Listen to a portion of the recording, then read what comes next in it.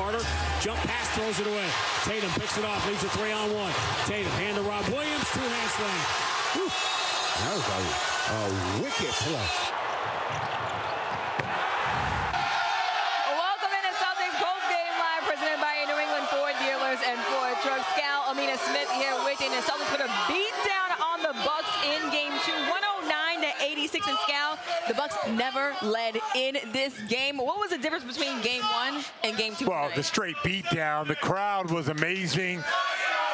As you can hear behind us, the energy of them, the energy of the building, the ball movement, and the energy of the ball. I just thought the Celtics played with much better intent to move bodies, move those big guys around, and then when that happens, usually shots start to fall. How aggressive did this Celtics team come out tonight? Because I feel like they just turned on a totally different switch from Game 1 to Game 2. They came out so much more aggressive in this match. Everything they did, it was hard for the Bucks. Every move. I mean, Giannis is a great player, but they made it tough for him. He would drive into one, spin off. Grant Williams coming off the bench. To me, I always look at which player is playing way above his head. In the Game 1, I thought it was Jrue Holiday. He's a good player. But in Game 2, it was Grant Williams and the way that he brought it. Celtics even this series 1-1. What does that mean for this series moving forward as it goes to Milwaukee? Well, I know what it means. If you would have lost this game, this thing would have been over. So this was, when you talk about the playoffs, you can't lose 2 games. So it's a must win. They got it done. And I like the way that they responded. They went back and they watched the film. They looked at the threes. They said, we know exactly what we have to do. We have to play harder. We have to play faster. We have to get to the paint. We have to move the ball. They did it. They executed. Now it's going to Milwaukee tied 1-1. And Jaylen Brown came out in this matchup swinging 30 points. He had more than 20, I believe, in the first half, 25 coming into that first half. What did you see out of Jaylen Brown in tonight's matchup? We know Jaylen is always coming out with an aggressive mindset. What I liked about Jaylen in this game is he had a balance of inside, a little bit of ISO. I thought he moved the ball, then he knocked down threes. One thing about this game, I thought with Tatum and Brown throughout, there were guys that helped them get some easy baskets. You know, you can't look at superstars in the playoffs against a Buck team and say, go out there and get 30 all on your own. So you're going to have some of that, and you're also going to have the game let the game come to you, and I thought those guys did a good job of that. And we talked about this at halftime. Jaylen Brown came into the arena around 3:45 p.m. today when it's a 7 p.m. tip. He was locked in, Scal. It was a different Jaylen Brown out there. Not even different. It was more like he was himself from earlier during the regular season. I loved his shot. Like, when you come in early, you ain't coming in just to work on your layups and stuff like that. You're going to dial in your pregame workout. You're going to get recovered, and you're going to go out there. I just love the way that he would let that ball fly off his hands. When you watch him, he just played like a confident player. And we didn't see that in Game 1. All of us are asking, is it the hamstring? Is it this? Is that? Hey, it's none of that. Jaylen Brown, he comes in here. He lets that ball fly. He has an aggressive mindset, and he sets the tone for the Celtics. He comes in the first quarter, and the way he plays, everyone follows his energy. I thought the Celtics did that tonight. At halftime, the Celtics led by 25 points, and it was all gas, no breaks at the beginning of this game. How did they maintain that going into the third quarter? I didn't love the third quarter at all. I just thought they took the foot off the gas. I think there was a stretch there in real time that we went 20 minutes without a field goal. It felt like 20 minutes. No, it was 20. Yeah, but there was one point where it was 5 minutes where they did not score at all. 5 minutes to play. Yeah.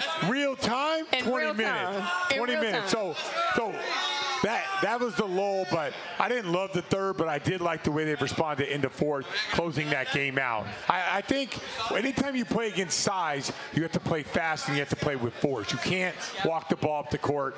Thought they did that in the third, but outside of that, first and second, unbelievable energy. Fourth quarter, good ball movement, great energy. That third quarter, a little bit of a lull.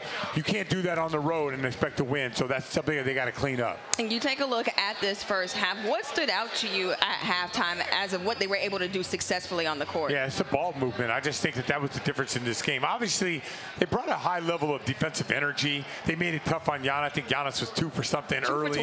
2 for 12 in the first half. So I like the defensive mindset, but I just thought offensively they had a lot more energy. I thought the ball hitting the paint and moving it was the difference in this game. And you talk about Giannis being 2 for 12 in that first half. How frustrated did Giannis look with his performance trying to get buckets out there throughout this game?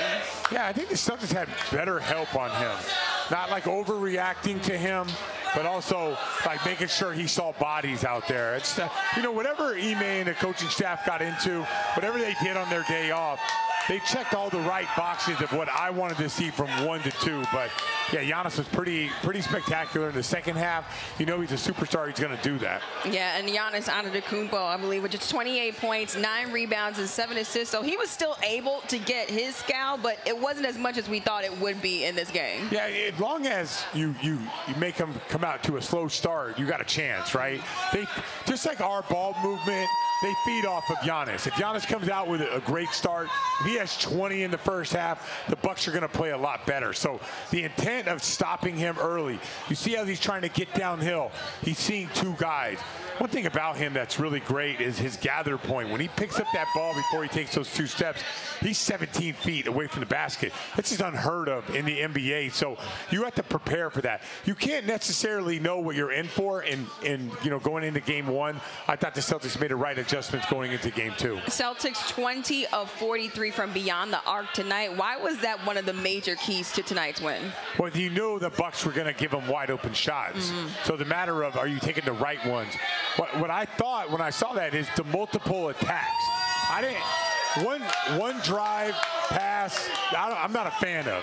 It works once in a while, or when you got it going, all of a sudden you want to do a heat check, that's fine.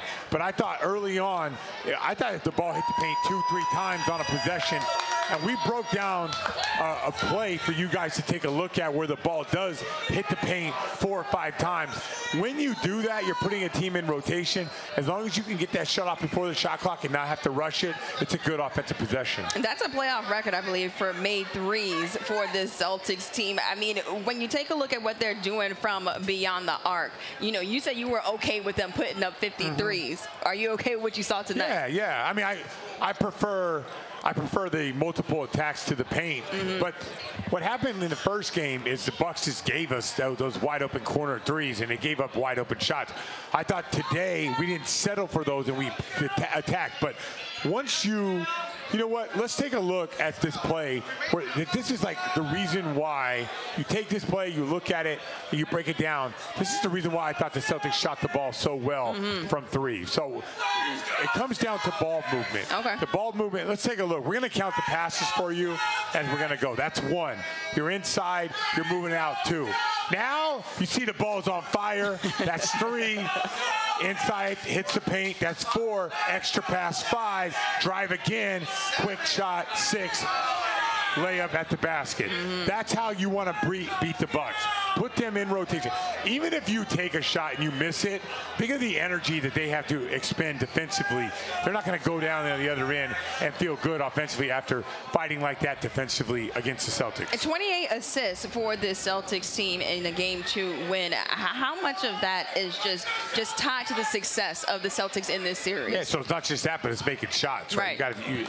You don't get the assist unless the ball goes in, but it's just the way the ball moved. That was the difference in this game, and I thought it started right from the very first quarter. When you take a look at how that ball was moving around out there on the court, I mean, why was it important for the Celtics to focus on that in this matchup? Because of the size of the Bucks. If you want to play slow, kind of like we did in the third quarter, I mean, if you walk the ball up the court, it's advantage Bucks. It's advantage size. If you play fast, then all of a sudden you have an opportunity to put them in rotation, and it's advantage Celtics. So hopefully when they go to Milwaukee, they don't slow down. They continue to play at this pace, because it's going to be a problem for the Bucks when they do. How sustainable is that for this Celtics team to play at this pace throughout this entire series? I just think you got to have discipline and understand that that's what's going to work for you. Yeah. Remember, we didn't play well in Game 1 against the Nets. When we got to Game 2, we sort of found that formula in the second half. Ball movement and defense.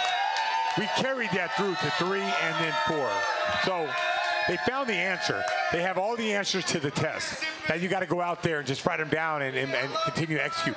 Now, when you get punched in the mouth by the Bucks when they're at their home court, you got to stick with the game plan, which is play fast, play with force, move the ball. And seeing how the Celtics played tonight, how much do you think Game 1 and being punched in the mouth by the Bucks motivated them in this matchup? Yeah, I think there's some motivation. There's also learning experiences. Like, people learn when they lose. They lock into film.